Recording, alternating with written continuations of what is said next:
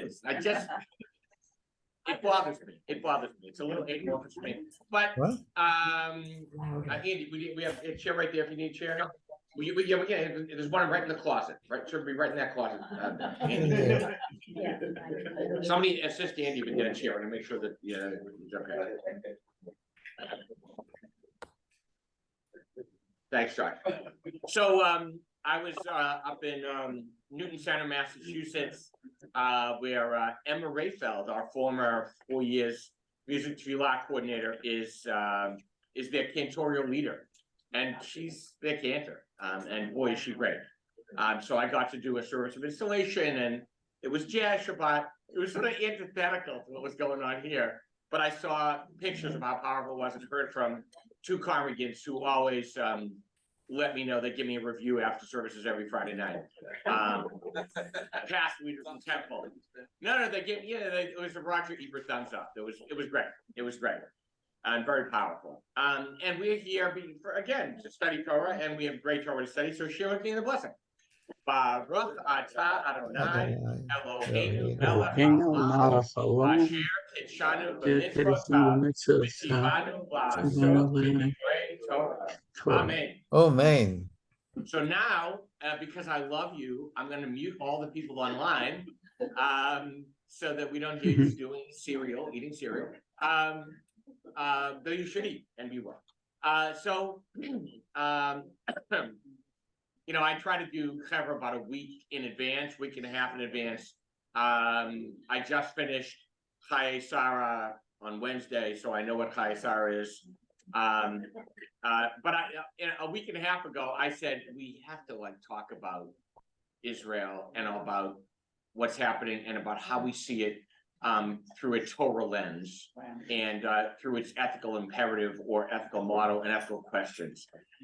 And I just said, oh, this is the text. And so it wasn't hard to find. And I think the challenge will be put front and center, but let's allow Torah to make its claim on us. This is Sodom and Gomorrah, the twin sin cities, as I said last night in Newton Center, Massachusetts. I assured them Newton Center is nothing like Sodom and Gomorrah. Where I come from in Haverhill, 40 miles north, a little like Sodom and Gomorrah. And Philip was there. Is Philip online? Yeah, Philip is here. Anyway, Philip and Lisa are in the congregation, and I'm in the middle of talking about Emma, and all of a sudden I look out and I see them, and I lose my place. I said, I wanted to say, what the hell are you doing? But Lisa, of course, is a cantor as well up in Peabody. What was the congregation? Temple of Beth Avoda. Beautiful on Pudding Stone Lane. It's a beautiful temple in the midst of this neighborhood. I knew it from 45, 50 years ago. So here we go. So we're going to jump in the text. You know what? Why don't we start right here with Josh? Josh, finish chewing that bagel.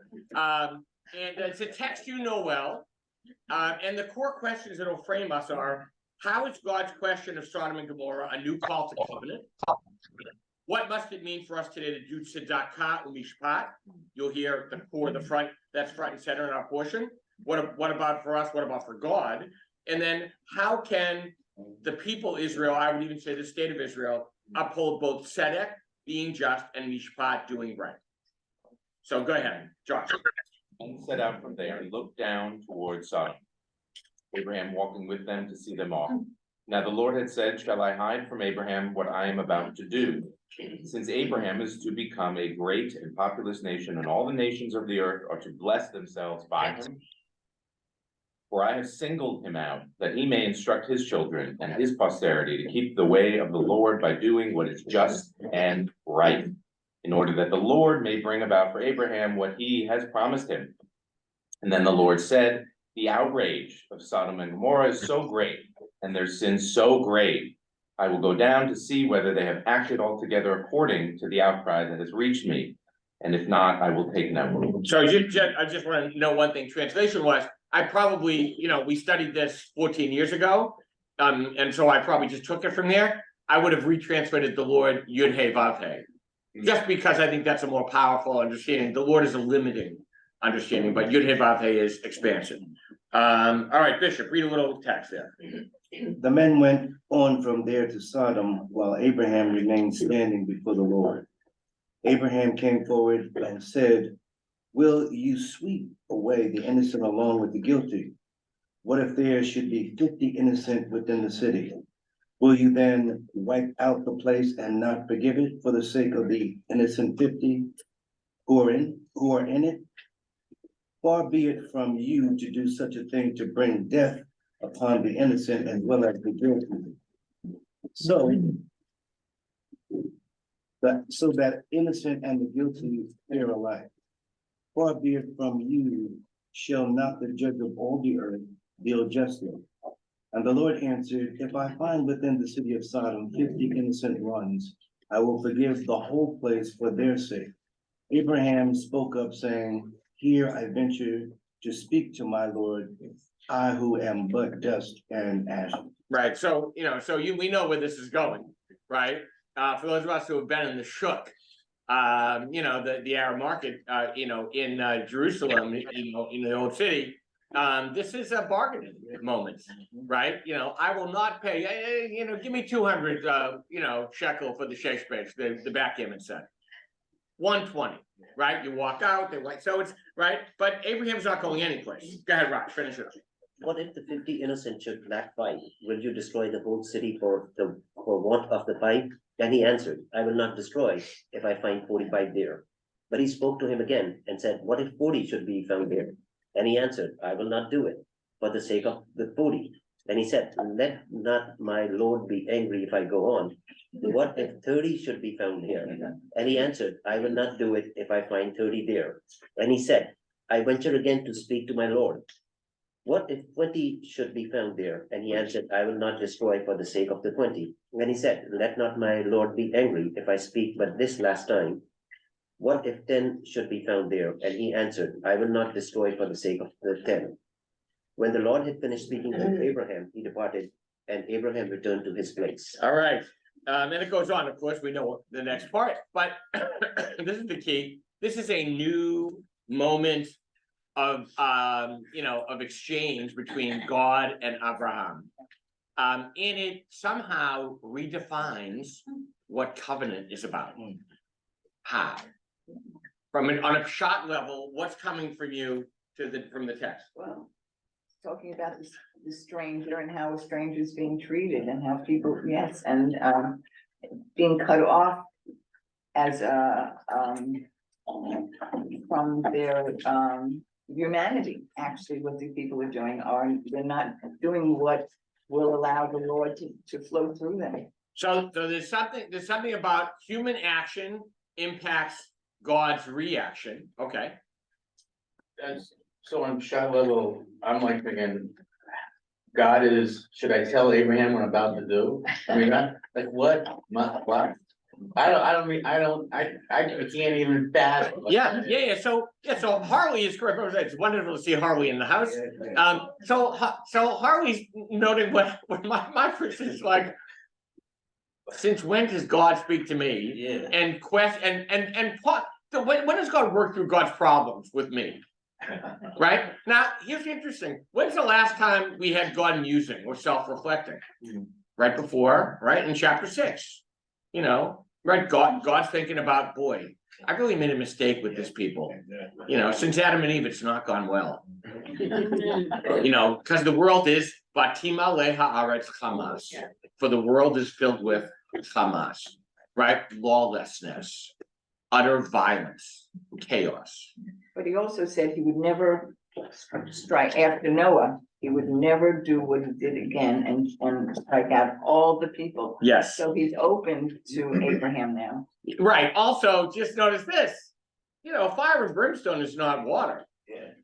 Right. God has the claws. God's protected. God's a sharp operator. Come on. Right. What else do you see, Elise? A couple of things. Yeah. From what Harley was saying, it seems like God realizes he's doing something wrong, or he wouldn't have to hide it.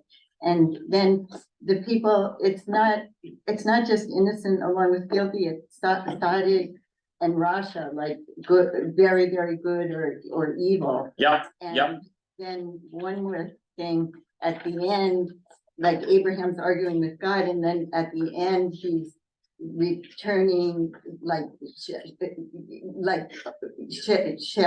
Shav. Leave come out. He's returning to his place, like he knows his place Right, is not to argue with God. right. So, man, Abraham's stepping up in a big way. But you're totally right to point out, and this is the key. The question is, so, we always understand Hebrew in terms of the English translation, but what is the argument here? What's a tzaddik and what's a rasha? Important. And is God questioning God's self, as I always said, because God is doing something wrong or questionable? And somehow Abraham has to understand. Harry. So just from the shop level, it reminds me, and Noah, I'm always interested in the narrator. So to who's hearing this, and to whom is God speaking first? God says this, should I tell Abraham? Well, how does anyone know that's what God is saying? And it was similar in Noah. First, God speaks to someone, and Yeah. somehow the text knows, and Yeah. then speaks to Noah directly. Yeah. And so the same pattern is repeated. But the part about presaging the promise, that surely Abraham will be a mighty nation, is presaging what's going to happen later on, in portion which you didn't cover, which we're not focusing on, but I have to say something about. This is a setup Yeah. to the promise, but who's hearing it? Right. Well, of course, as Except for the other team. as the reader, Right. right? So, but I would say to you, that happens again and again in Torah. Remember, Naaseh Adam with Salmenu. Let us make man. Let us make Adam. Yeah. Let us? What do you mean, let us? Right? So, I'm gonna go Michael, and then I'm gonna go back online. So I got Elizabeth. I'm gonna ask Ellis a question. Yeah, what I see is that even God has to descend into the political arena, but he's not just gonna act. He says it. Should I hide this from Abraham? If he tells him, God knows, Abraham is gonna start bargaining. What's what politicians do? I mean, unfortunately, there are politicians. Unfortunately, they have to decide, and they have to bargain and deal, and they get judged. Yeah. So even God Yes. becomes a politician. Yeah, I think you're sitting too close to Harry from that comment. Yes, I'm just saying. You know what? Clearly, Whatever I do. you're passing notes. I know it. All right, quick, Steve, and then we're gonna go on. So when the portion opens up and saying that Abraham is gonna become great and populous. If he didn't argue and he said, just go do what you gotta do, that doesn't make him great and populous. The fact that they're setting him up to say, you're great and populous, it's almost incumbent upon him Yes. to go through this. Yeah, in a way, but it's incumbent upon him for a different reason, which we're gonna get to in a minute. But instead of presaging, it's reinforcing as well, because it says, you're gonna be a goy gadol, Genesis chapter 12, verse 2. Which is 6 chapters before, and v'nivrachu vo kol goyei haaretz, v'nivrachu v'cha kol mishpachot ha'adamah. This is the same promise as in Genesis 12. It's a reinforcing. So Abraham knows the promise. God says, I told him this. I sent him a card.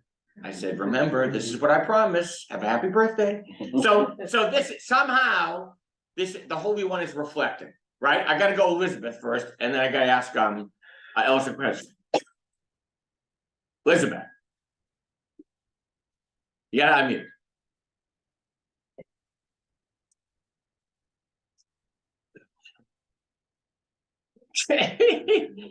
Can you get the unmute, Elizabeth, or should we come back to you? I'm gonna come back to you. I'm gonna be right back. Here I am. Here you are. Okay. God is I wanted to speak up for the guilty. People Yes. change. People are redeemable. They're still Yeah. in God's image. I mean, like, you want to kill them because they've been sinful? Come on. I mean, that seems so so harsh. Give them Right, no, yeah, give and them yeah. a chance to change. Right, so give them a chance to change, and of course, we don't know the backstory. You Right. never know the backstory. You know, God's given Sodom and Gomorrah 300 years to change, 10 generations, and nothing. Bupkis. It's only gotten worse. So I'm just inferring. I do not know. I do not know. Ellis, what's spiritual divination? What does that mean? That's a belief that I have, that humanity and God are twins. And so at some point throughout the evolution of human beings, God asks a question of mankind that only some hear and others do not. And the very first question that God asks man is, are you sure about that? Right. Or God says, where are you? Like in the garden, right? But in order to know where God is, we have to know where we are. So that's beautiful. That's beautiful. Elie Wiesel, by the way, thought the same thing. Yeah. Mike. So I can't say that I'm familiar with any of the antecedents or setup in earlier chapters of the Torah, but just reading this, I mean, I'm not seeing anything about God expressing an intent to destroy. What he says is that I'm going to go check it out and I will take note.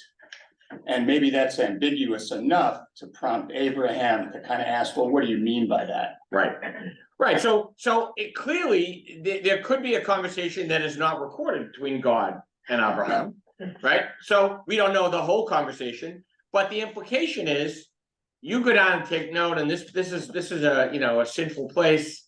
I know bad things are going to happen. Jane. I'm struck by the fact that Abraham says, shall not the judge of all earth deal justly? And this is maybe not the first time this comes up, because it comes up later with Moses, who repeats the same thing. I just think it's interesting that God has to be reminded to be just and to deal justly. Yeah, excellent point, and we're going to come exactly to that in 1 minute. I got Lloyd and then John, and then we're going to go to the text. I mean, it's fascinating because what Abraham gets is God at this point does not care about saving individuals. They go down to 10 and then they can't come up with 10, and then Abraham has to exit. What they're actually talking about is obliterating a city, obliterating a society. The fact that there may be one or two doesn't cut it, because again, there's a belief that there is something just known as evil. And it shall be eradicated, and it can be geographically pinpointed. No residents from modern day Middle East. Where it goes is, though, you're not, he starts talking Lo Yaseh Mishpat. This is not based, and God, the text previously records grace, chen in the case of Noah. This is not a case of using the word chen. This is using the word mishpat, exacting justice. It's not about being nice. He's saying there is this equation, and as was already mentioned by Jane, it's the same language that ends up being deployed in the context of Egypt. And we know how that story is. Yeah. And what's so telling is, I was going to say this, but let's say it. Why do I think this is a new call to covenant? Because the basis of Abraham's claim against God is the exact same language that God uses to describe Abraham's mission and purpose, right? La'asot tzedakah u'mishpat. Mishpat, shofet, justice, judge. God, right? So now it's affirming what Ellis just said. Somehow human beings in their image, in God's image, have to be reflections of the Holy One. So there is something connected or mutual or reciprocal. Sorry. Well, it strikes me that this, as usual in the Torah, is a setup. God knows what God is going to do. God knows what's going on in Sodom and Gomorrah, and it's worse than Haverhill, and it's not redeemable. And it's really not about what God is going to do. It's what is Abraham going to do? And in answer to, my response to your first question is, covenants are like a contract. Contracts only really have any, viability if they're implemented. Yes. So Abraham is challenged sort of, to implement the covenant. Yeah, so somehow this question of God is a call for Abraham, right? Really last question, real quick. So I don't know if this is the first, but it seems to me this is Jewish guilt. In reverse. Yeah, you know what? Wasn't bargaining. Yeah, I mean, is it Jewish guilt or is it responsibility? So we're gonna go to the, because we have a lot of good stuff here. We're gonna get to, the current day, as Michael, threw it in there before and has already asked me previously. So we're gonna go to the remez, but just to note, there are some key, things to extrapolate, from the pshat, the straight text, that will become apparent as we just begin to read. The first, is, verse 17, where God says, am I gonna hide from Abraham what I'm about to do? And then it reinforces Genesis 12, the promise, the call of covenant. I'm gonna make him into a goy gadol, and through him, all the families of the earth shall be blessed. So it says nations here, and then verse 19, but first start in 17, 18. Who's up? Please, Virginia. Rashi, Hanachasiani. This is read in wonder, a rhetorical question. As if to say, right, as if to say, well, of course I can't. God is musing. He's not really self-questioning. God is saying, I guess I gotta tell him. Why? Right? So one more, give us the Hoffman. This is not Larry Hoffman, by the way, but biblical commentator from the early part of the 20th century. The question is a statement. Of course, I cannot conceal from Abraham. So something about this relationship is intimate. God is sharing God's thoughts, the process, surprisingly, with Abraham. And the Midrash Rabbah is the compilation of rabbinic, legends, and it says, Virginia, one more. Since I have given him this land, including these cities, it is proper that I carry out my plan without his knowledge. And also, since I have called him Av Hamon Goyim, a father of many nations, can I destroy the children and not inform the father who loves me? Right, because we know already that Ishmael is part of this lineage. And we also know what's the rationale of the maybe 3rd century rabbis? If Abraham is gonna inherit this land, this is gonna be Abraham's land, he's gotta know like what's going on in all the places in this land. Even if it's an isolated place, right? Yeah. This really doesn't explain why these sentences are here. God could just tell them. Why do we have to have the setup that God's thinking about? Should I tell them? Yeah. And so I assume the redactors are trying to do something with this. Because God could just directly say to Abraham, and I still think, even though the blessing was given before, as many times as you can put into the text, that this land is your land and I promised it to you, I'm gonna put it in there. And to me, maybe I'm reading it in current mode. That's one of the purposes of putting it here. Otherwise just tell them. I think yes, but, right? Yes, but, because the answer to your question, why put it here, is the next verse. What does the next verse say? The next verse says, Ki yidati, for, how do you translate that? Right? If you were going to translate that, Harley, well, how do you translate that? Yidati, right? Yada oto, right? I've known him. When it says that Adam and Eve have their first kids, what does it say? Ki Adam yada et Chava. It's intimacy. I've made him uniquely special. Isn't he walking with the 3 strangers who are actually God in man's form? So he knows what's going on. He's aware what's going on. And God, and talking about intimate, how much more intimate can you get than being in that environment? Yeah, so there is some interaction with these angelic figures, whatever they may be, but they've gone one way. Abraham is still standing there. So now Abraham has a different level encounter, right? It's something even beyond that. But look at the text, ki yidativ, for I have known him, lima'an, in order to command his children and those who come after, and his whole house after him. And here's the key at the end of verse 19, Vishamru derech Adonai, to keep or guard the way of Adonai, la'asot tzedakah u'mishpat, doing what is just and right. This is the mission statement of Abraham. This is, as I said last night in Newton, Massachusetts, this is the motivation from the director trying to direct the lead actor in the film.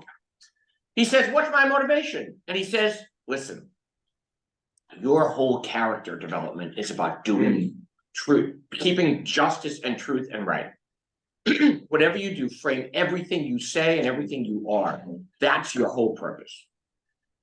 And I'm glad you said that, because I read this as a sort of conspiratorial director's cut aside, where God is breaking the fourth wall to address us, the audience, the intended audience. Yep. In my reading. Yep. Literary, biblical, whatever.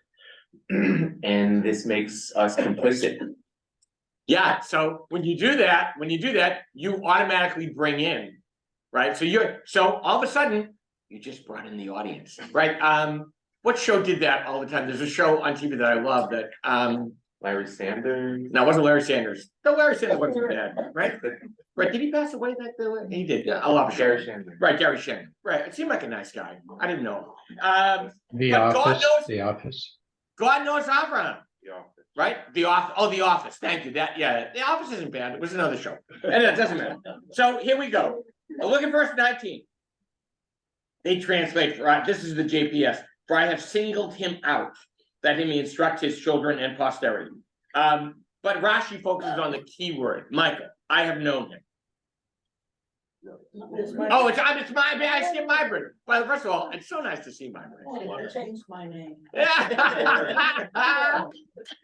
So did he. I have known him. It is a term of endearment, like an intimate of her husband. For knowing is a drawing close, as one who cherishes another comes connected. And why does God so cherish Abraham? Because God commands his children to keep my ways. So Abraham and Sarah are God's best hope for the world, that God will be manifest. They are, that's the relationship here, right? What does Hirsch say? Hirsch isn't bad. It's the same thing, but God, you can read the Hirsch as well, my friend. I have known him, rather, I have given him special care. When the word yada refers to a man and a woman, it's the most intimate act. So with God, it designates loving relation. Yeah, so Hirsch to me is implying, I'm a Buberian, so Hirsch is implying that we have an either relationship with God, or we can have an either relationship with God. It can be like two intimates connecting on the most foundational level, authentic, right? However, there's something I think even more. Look at the Rambam. Mybrit, one more, because you're doing so well. For I have raised him up, is how he translates it. For I have raised him up. Thus, the sense of our verse, I have made his name known, that he shall elevate his children through serving you. Yeah, talk about covenant, right? I've lifted his name up, so he'll lift me up. This is total reciprocal. So this is the establishment, right? Don't jump ahead, whatever you do. Allow the text to make its claim. Abraham is somehow singled out to do what is just and right. That's God's way, after all. You know, it strikes me on both God's part and Abraham's part, there's a degree of uncertainty in terms of what's in front of them. They both have hopes, but they don't know where it's going. Yeah. That's how you make a contract. Yeah, well, you got a contract, but you gotta carry out the contract. So how do you make this real? It's hard in the real world. It's hard to make this real because there's a lot of, right? So as Lisa brought up, we're gonna get to it in a minute. Who's righteous and who's guilty, as Elizabeth said before. And Elizabeth still has her hand up. Elizabeth, I'm gonna call you in about a minute and a half. Right, John? Thank you. God seems awfully nervous. God seems awfully nervous. I mean, it's like, should I do this? Shouldn't I do that? Is he like, it's sort of like, okay, have I prepped him enough? Is he going to follow through?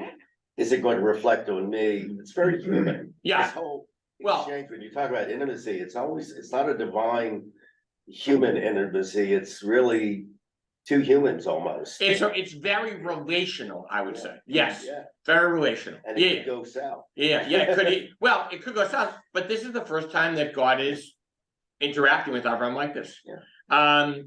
Elizabeth, Yes, I'm unmuted, right? Yes. you're Oh, good. We can hear you. Yes. Oh, she. No, Elizabeth, go the other way, Elizabeth. You were unmuted before. Elizabeth, you were unmuted before. Hey, There we now, go. can you hear me now? Yes. She went back on mute. No, she muted again. Elizabeth, you muted again for some reason. Okay. Now, What God is interested in is our behavior, how we treat each other. She could be interested in how great our sacrifices are, or how well we tend to our cities or something like that. But what God cares about is how we treat each other, and that's just assumed. I think that's really powerful. love that. Love that. In fact, that's how God is manifest, or God's place plays out in the world. How we interact, right? It's a B Corp. Yes. It's joint venture. Yes, is it right? It is, right? It is a covenant, Yeah, I think right? That, right? God is the space between us. It's between us. Yeah, Virginia. Yeah, it's totally a covenant, but there's a major shareholder here that is constantly saying, sure, but I'm the one who decides in the end. Yeah, And that's where you can say a lot of things about that, from rebellion to being submissive yes. for the minor shareholder that we all are. But what's surprising is, and I go back to what Harley said at the beginning, that God and Abraham are having this conversation. That, wait a minute, so this whole conversation, and Harry's asked 3 times and said, wait a minute, is this about the land? Is that what we're trying to establish? Or is it about something even that transcends the land? I think it transcends the land. So look, skip the next 2 commentaries, go to the commentary on verse 23, 26. Because then the key, there's a code word in the Torah, which is Vayigash. Vayigash Abraham, Vayigash Yehuda, right? So it's, right? It's about stepping up. This is about stepping up, which is what it means to fulfill our mission, to follow God's way. So the Rashi, is Michael up now? Yeah. Yeah, go ahead. Honestly, I don't think we are minor shareholders. I think every one of us is also a major shareholder. That's the whole point. God created the world for me. I love that. I'd like to have a point counterpoint between Michael and Virginia.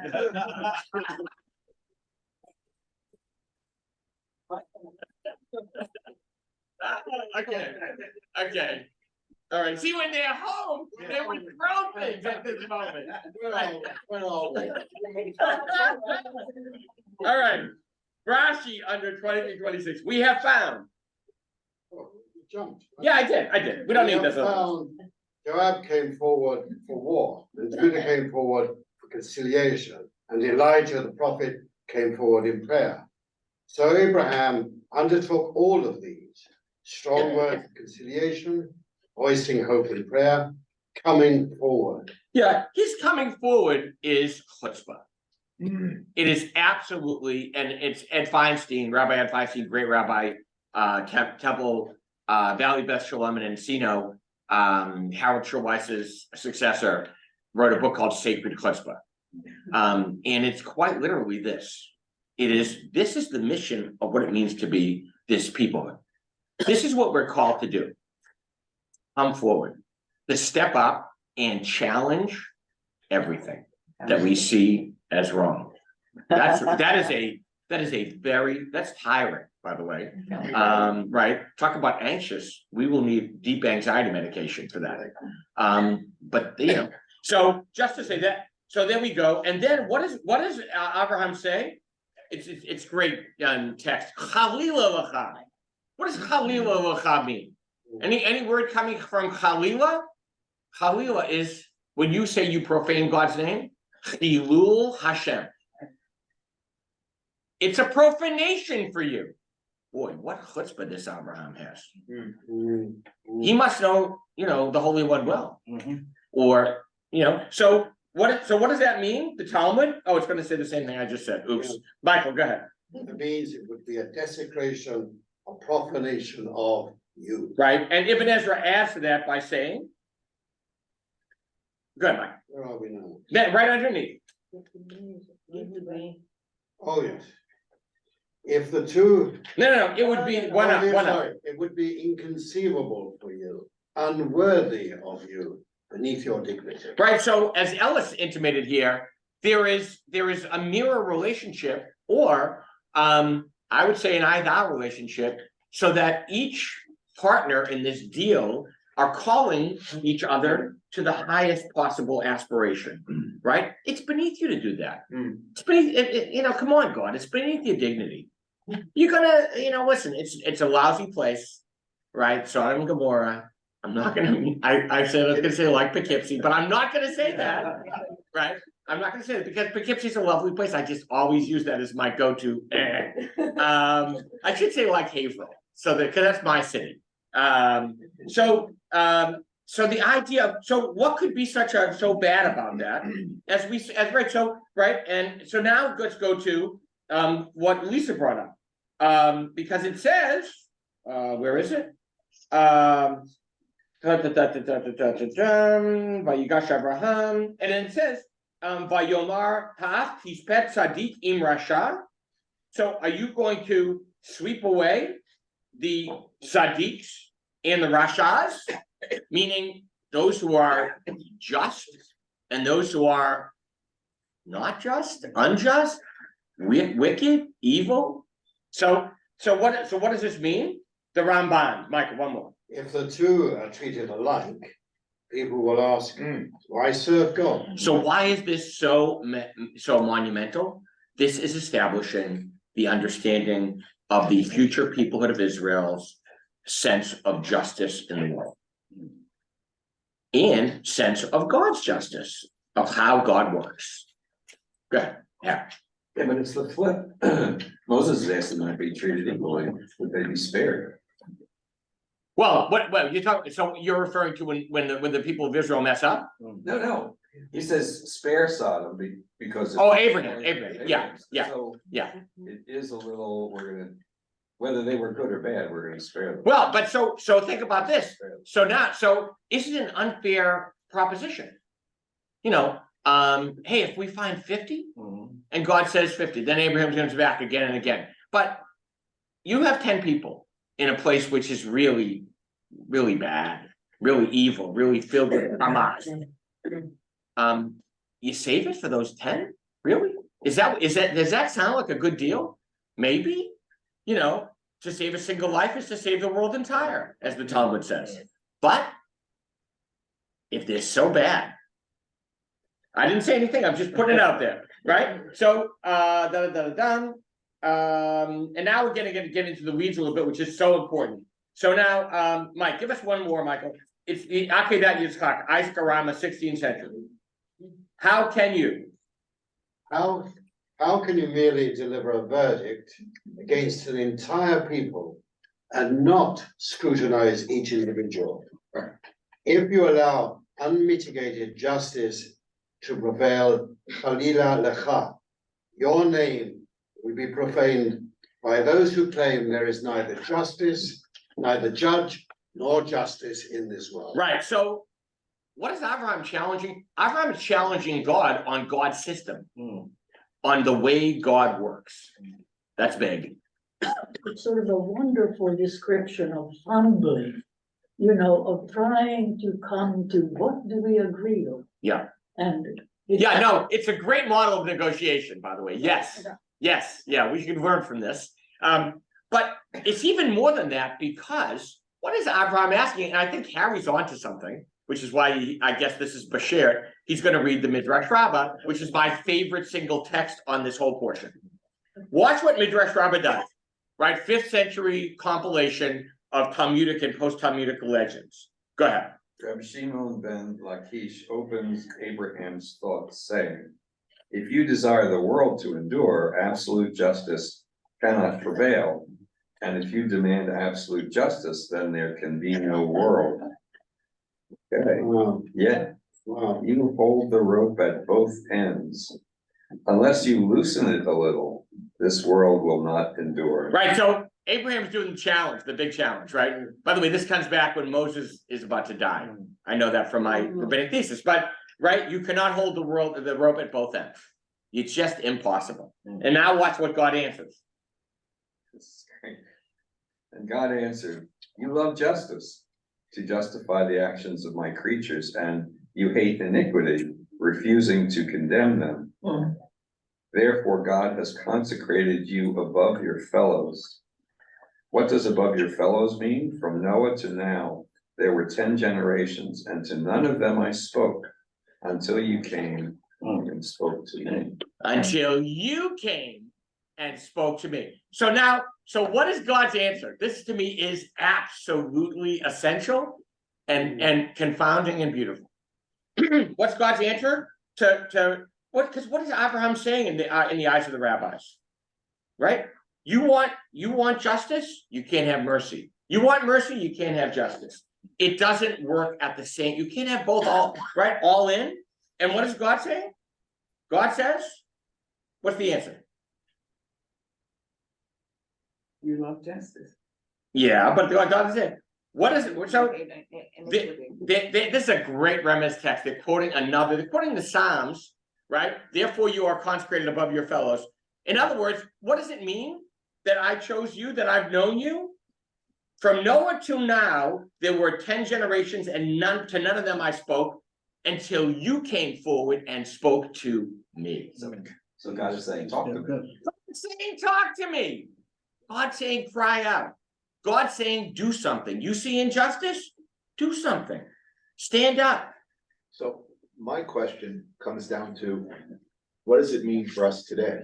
Because Did already pay you to say that because I'm gonna get him, I'm telling you. it's because I sit close. No, in other words, what is our challenge today? Oh, yeah. But we're gonna see both ends of the challenge because this is a sense, so holding the rope at both ends. But how does it require us to hold the rope? We're gonna get there. We're gonna be there in a minute and a half, 2 minutes.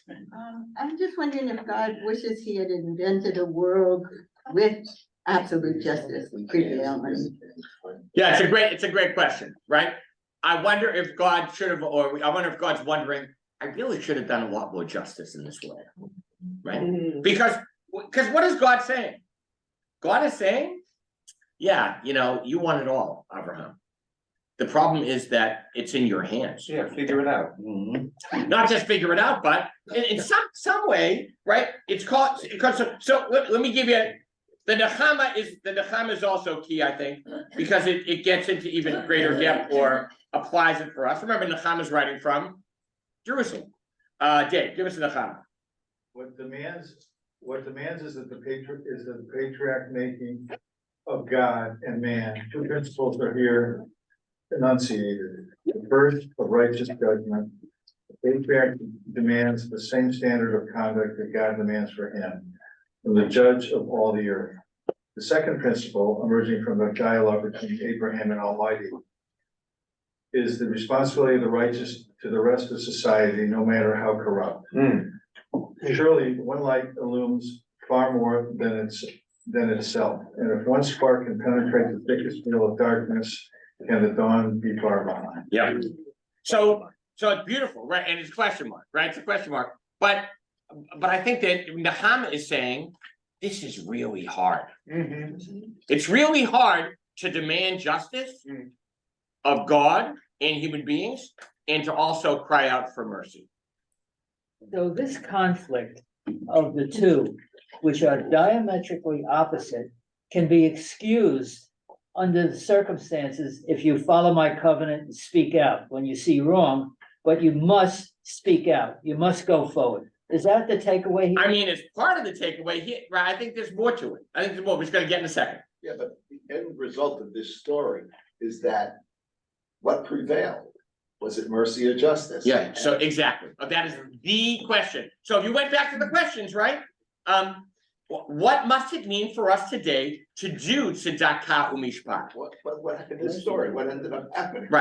Right, so it is very, very difficult, right, to carry both forward for us and for God. Jane, if it's a quick comment, I got it. No, I just, a quick comment. My father always used to say, when I was growing up, that the two were not incompatible, that justice was tempered by mercy. I love that. That's why I love your father. Love your father. I love Shalom. I want to take you directly to, I was at HUC on Thursday for the senior sermon. The senior sermon was a challenging sermon by rabbinic student Evan Traylor. Evan Traylor is an African-American Jew. He was the president of NIFTY, National Federation of Temple Youth. He's clearly a student of Rabbi Rick Jacobs in some ways, who was here Thursday night. And Evan called people on account and said, he started with the Black Lives Matter movement and said, you know, that he felt uncomfortable. He didn't stand up for justice. He said, Abraham's being tested and so are we. That's what it means to walk in God's way. It's to try to pass the test. It's to answer the call.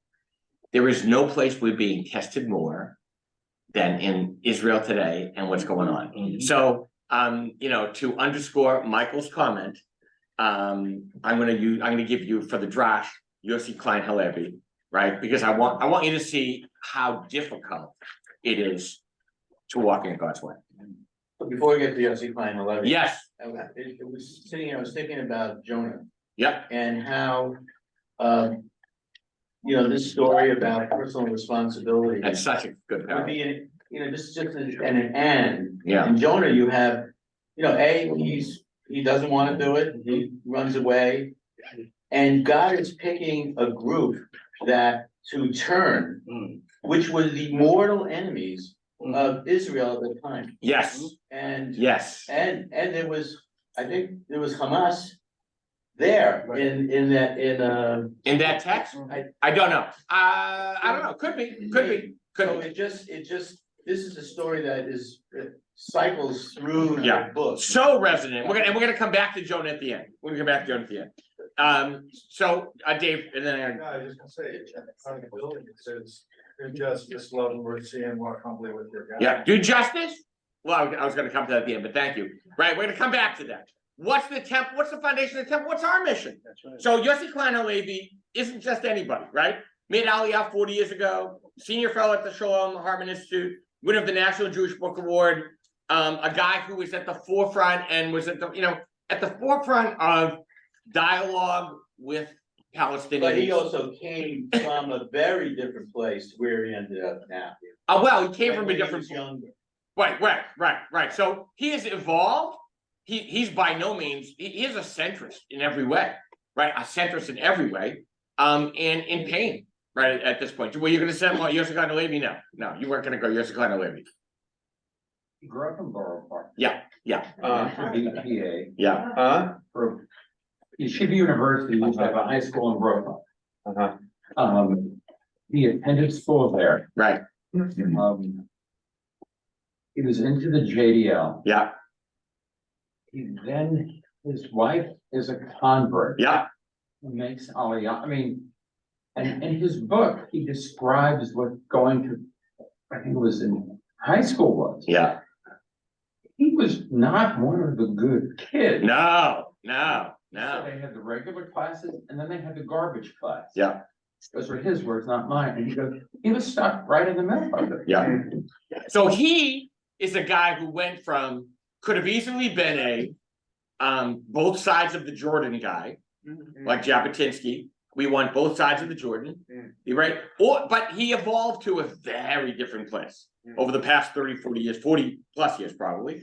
But I'm going to read what he's saying because he is a centrist guy at the Hartman Institute who I listen to in a podcast every week with the head of the Hartman Institute. Here's what Klein Halevi says. Who's up? Tom, start us off. Is Harry up or Tom? I don't forget who's reading. Or Dave. Dave's up.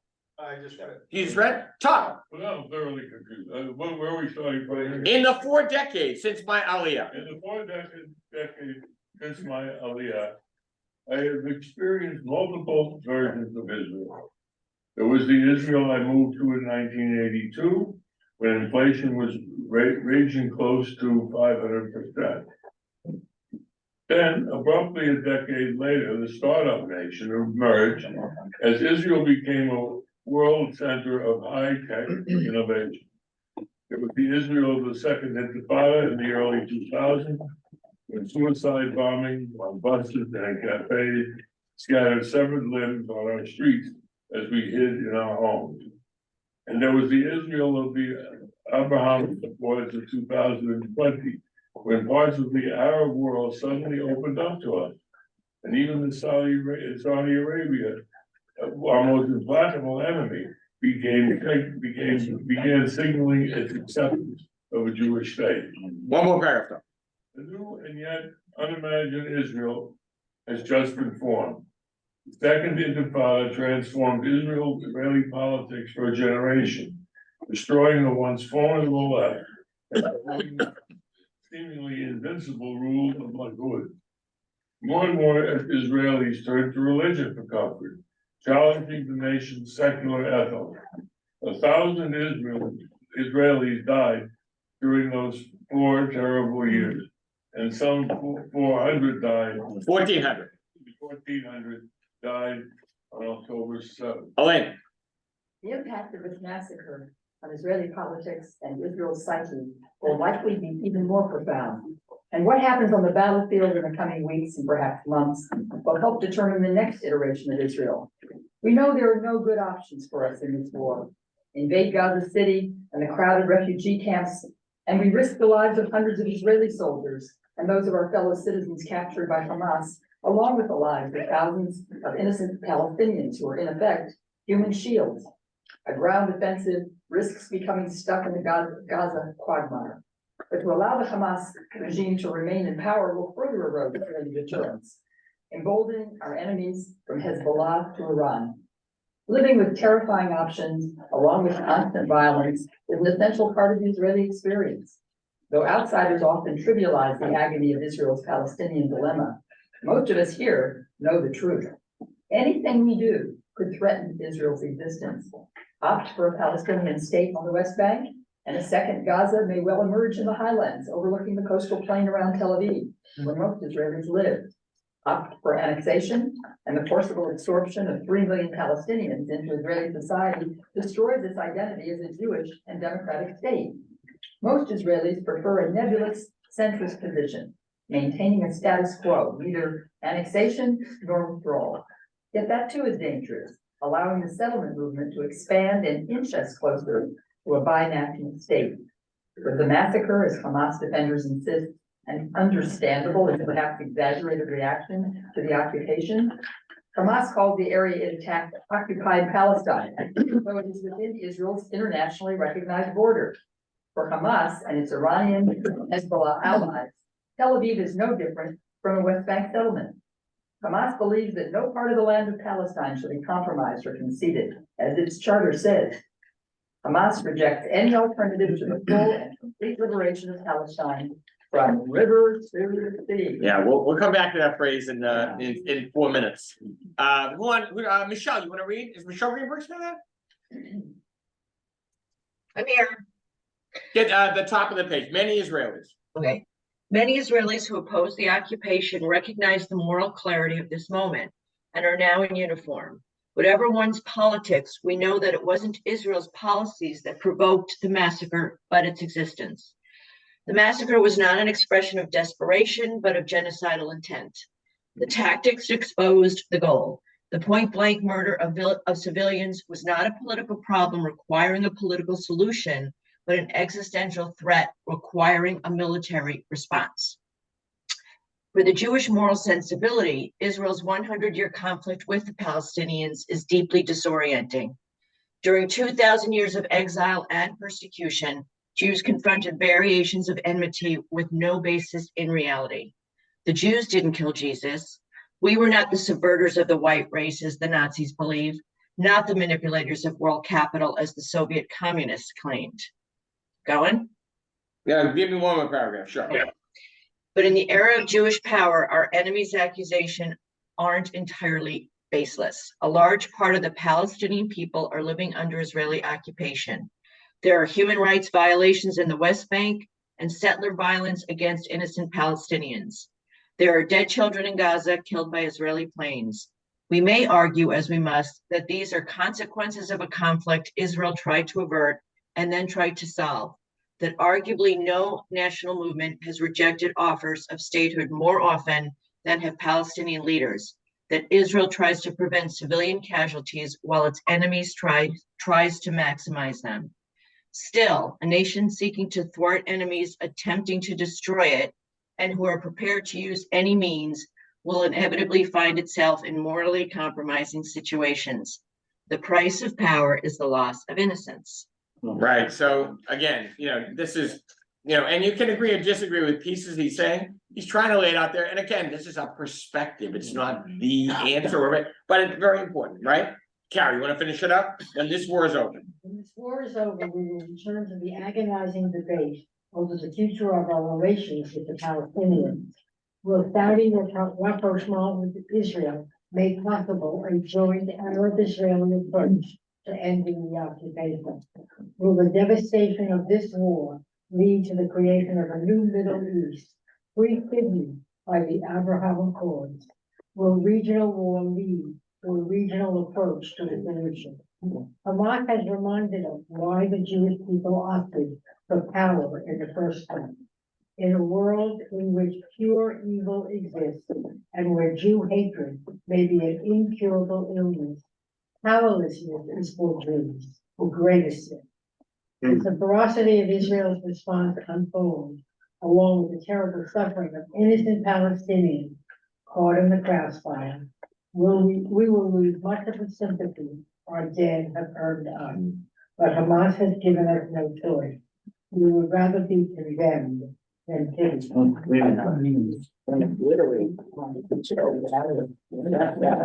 So why do I give you your Chicago Levy to make you feel really lousy for the rest of the day?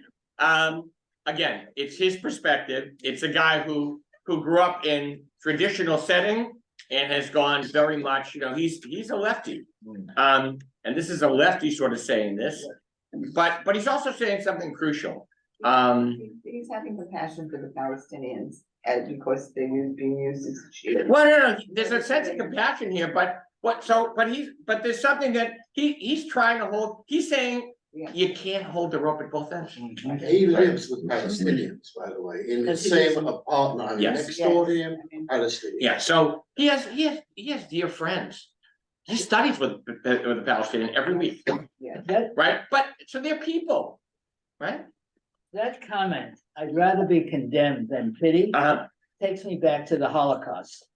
Unless we stand up in the most aggressive way, there's no compromise here. We have to be out there doing our thing and realize this is an existential issue. Well, no, I would say, I think you're asking a question. I love your statement, but I think you're asking a question based on just today, which is, what can we do? What should we do? What must we do? Right? Stephen and Yvette. So my son Eddie has a friend whose brother, they lived in Teaneck there, and he is now he's in the IDF and he's a special ops, he's in Gaza. I was talking to his parents because we're pretty close. Their exact words were, "There's no choice." That was their words. This is not a negotiation anymore. There's no choice. And their son, if your son or daughter is there, how do you react to that? And they were like, he's there, he's in Gaza right now. And his comments back to them, we have no choice. And that's how they feel. And quite frankly, I understand. Very personal, very personal. I bet. Bonnie's comment brings me back to 10 days ago. And it echoes the Warsaw Resistance. And when You want to get off, President. when we know how that ended, it was mass suicide. Yeah. And they realized there was no other way. Yeah. I don't have the answer to your question. Yeah. No. You know what? No. Here's the thing. Nor do I have the answer. Mike, then Harry, then. Yeah, I guess I disagree with the position that there's no other way. And I think if Israel is playing the long game here,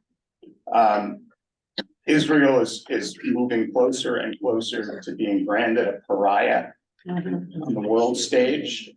And that is where Israel can't exist on its own planet, in its own world. I also just wanted to point out, I disagree with the statement that Israel's policies were not in some way responsible for what happened. In my view, the policies of the Netanyahu government, not just kind of tacitly or maybe even more directly, kind of enabled Hamas to remain in power, but the continued expansion of settlements. Yeah. Well, I think it's all, yeah, I think it's all policy connected. Here's the problem with policies, of course, this is why I would never make that statement. Because just keep going back. Netanyahu government's like recent news. It's like new news. Go back to 1948. Go back. So it's always about policy. But what do you do? So the question is, how do you respond to questions of policy? You know, and that's so. It's very again. You don't want to justify what happened on October 7th as a policy response, right? The policy response should be, let's argue at a table. Yeah. That's what the policy response should be. But this is a whole nother level of executive, right? So that's the hard piece, right? Yeah.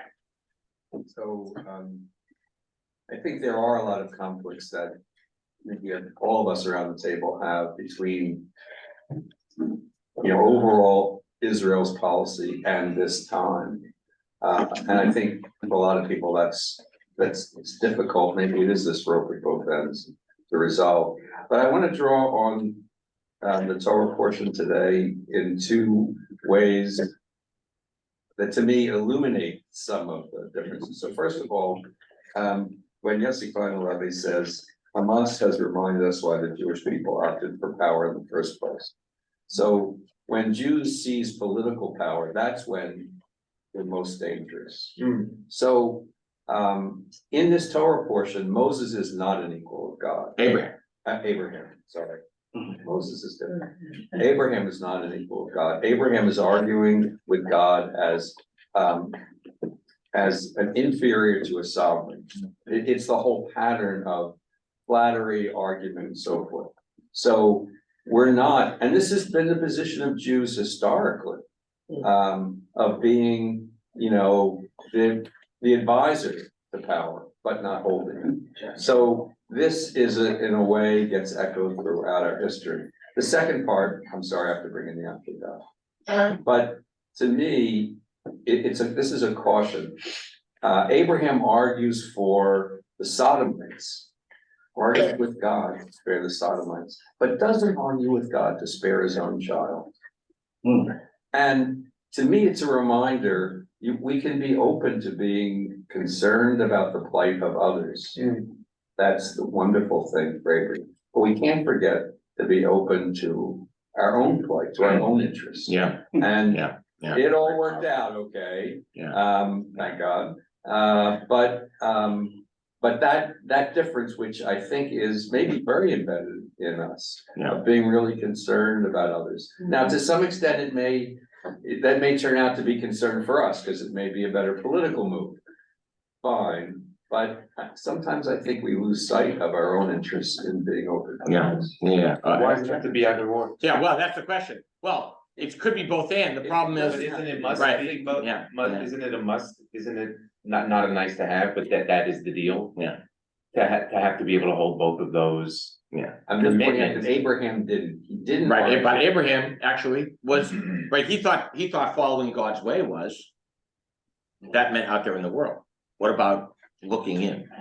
Right? I think Elaine was there's Elaine there? In a way, it's not as profound as any of this, but I read recently someone who framed this whole situation as what happens in a game of chess.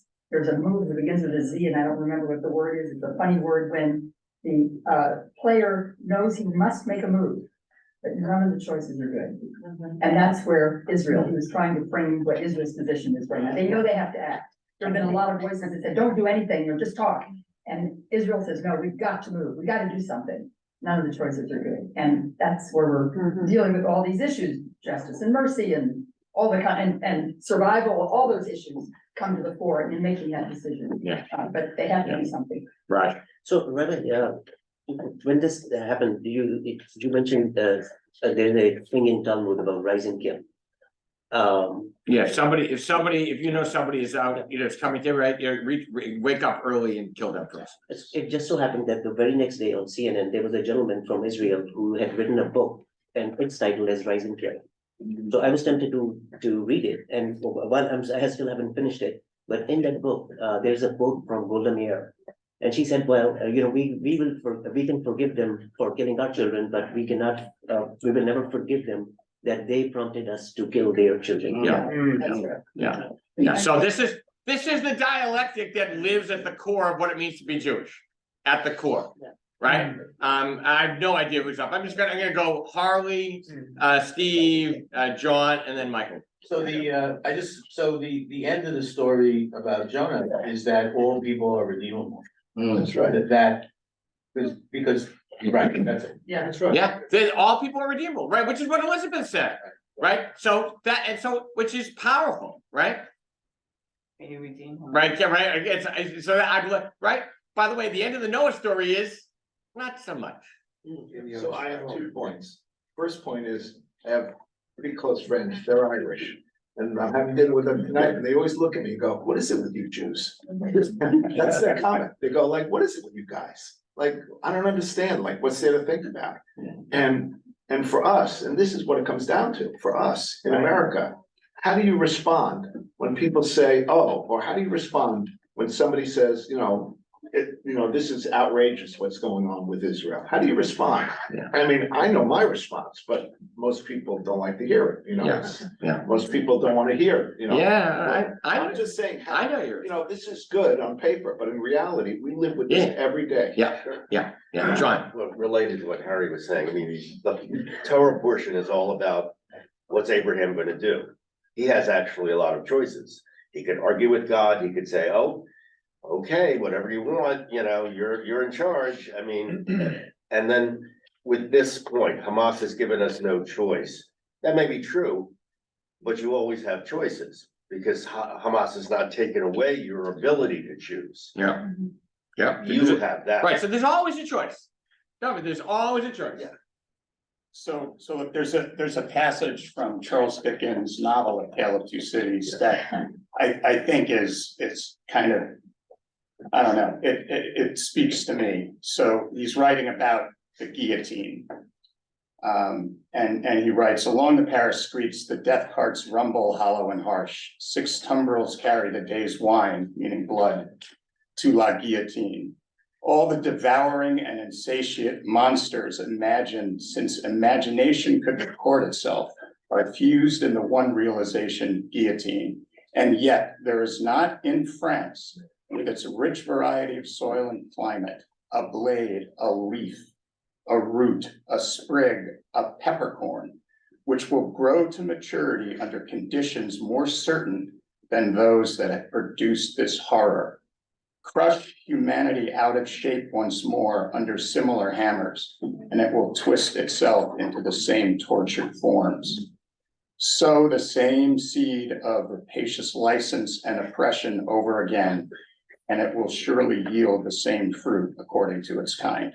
Yeah, so how do you respond, right? So it just speaks, so how do you respond, right? Is it possible, right? To maintain your humanity in the midst of when the response to horror?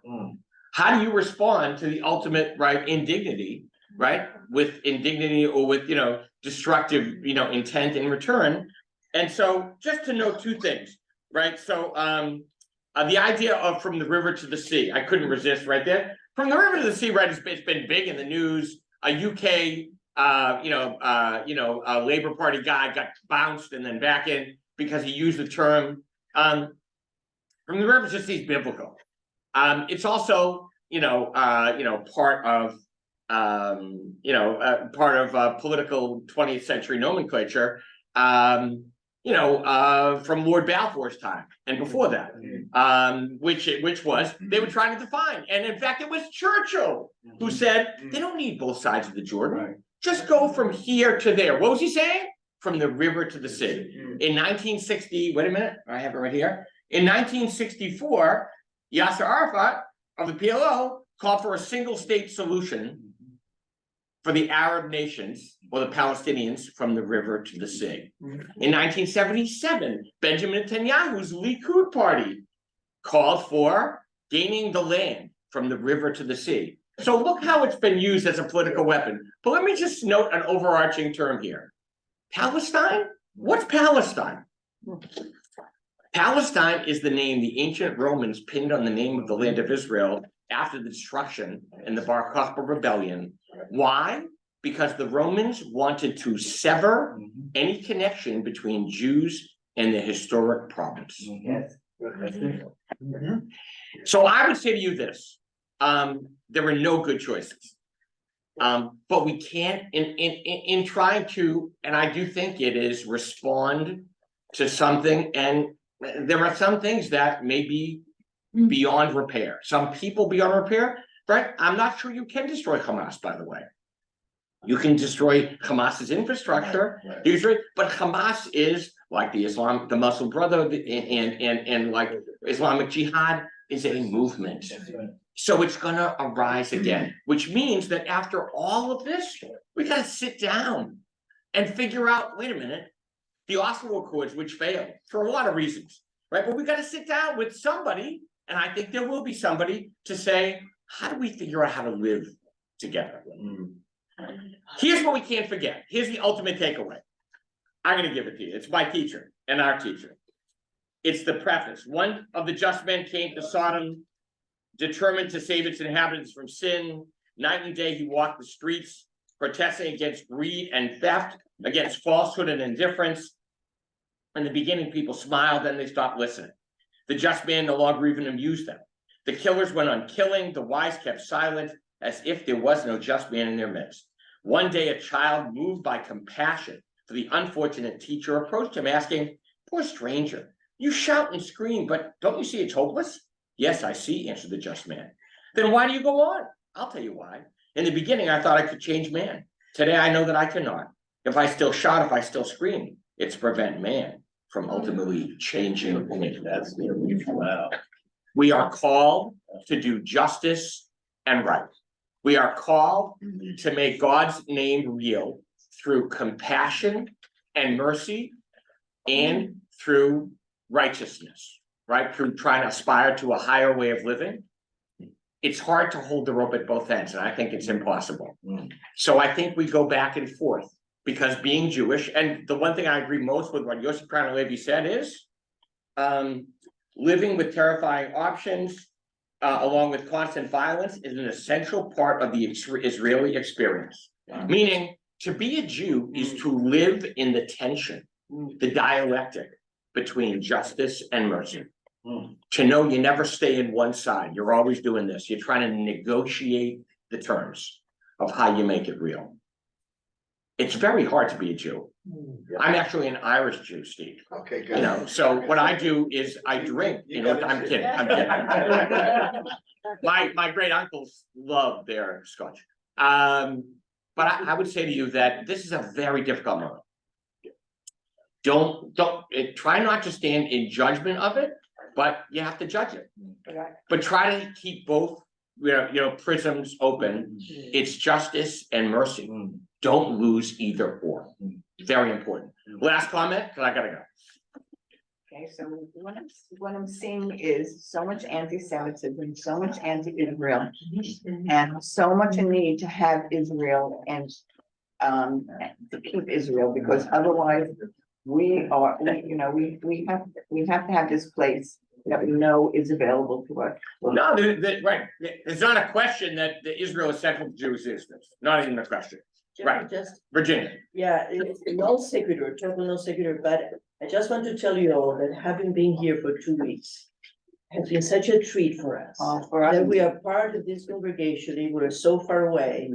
And every Saturday, where Michael usually insists, okay, let's cut the day in half because I have to go to heaven. 8 o'clock in the afternoon. I grumble, but you know what? It's such a blessing. It's a blessing to have you back home. It's a blessing to have you here, folks. Let me tell you. That's a blessing, whatever. And it's wonderful to see you online and know that you're still part of us. Right. Ellis, I'll give you a last quick comment. All I was gonna say is that I think it would be, of the many mistakes we make, it would be one mistake would be to think that what we are in now is something that is new. We are in a spin cycle. I've been listening to a lot of people who talk about this, they can't believe the rise of anti-Semitism. My response is, where have you been? For a darker version. Yeah, and I just want to say, Ellis, you make such a good Jew. I just want to say that. No, you are so right. You are so right. Yeah. So the darker version of the, maybe if you have not yet read David Blumenthal, The War on the Jews in tablet, it is a powerful and yeah, it's a lot to read. Yeah. Keep perspective. Justice and mercy. Guys, great to see everybody. Take care. Have a Shabbat Shalom. Thanks, Shabbat Shalom. Shabbat Shalom, everyone. Shabbat Shalom.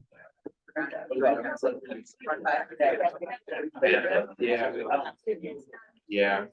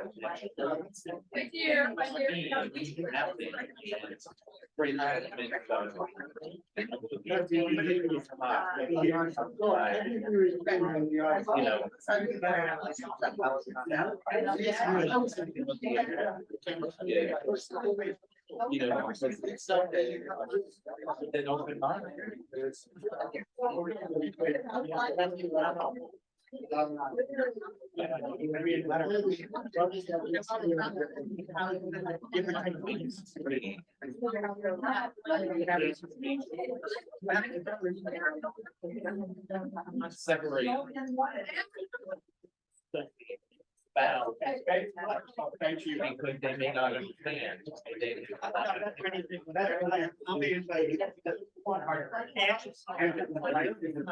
Yeah.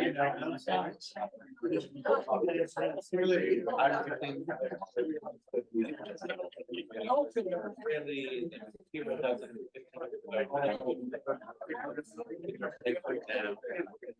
Out here, they don't need to read, they do not.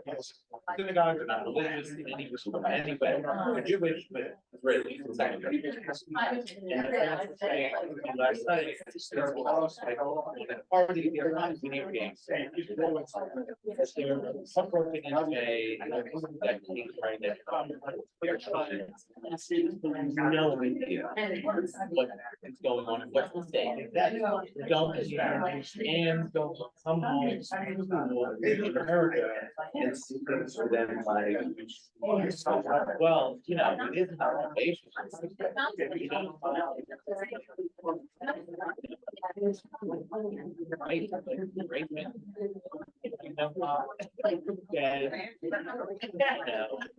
Can't sustain an apartheid.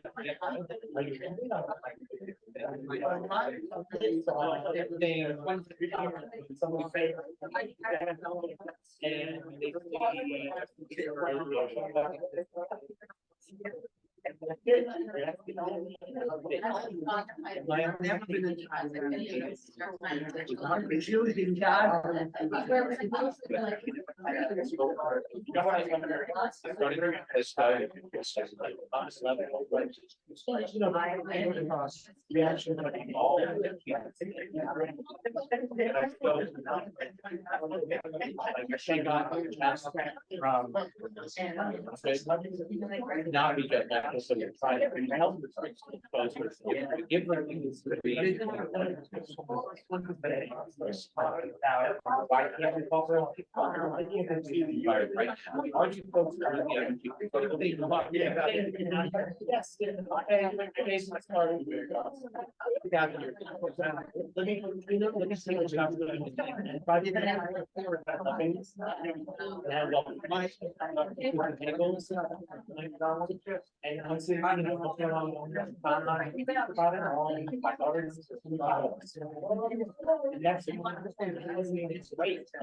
Like so glad to have that. And then it's out. And so what I do. What happened? Fridays.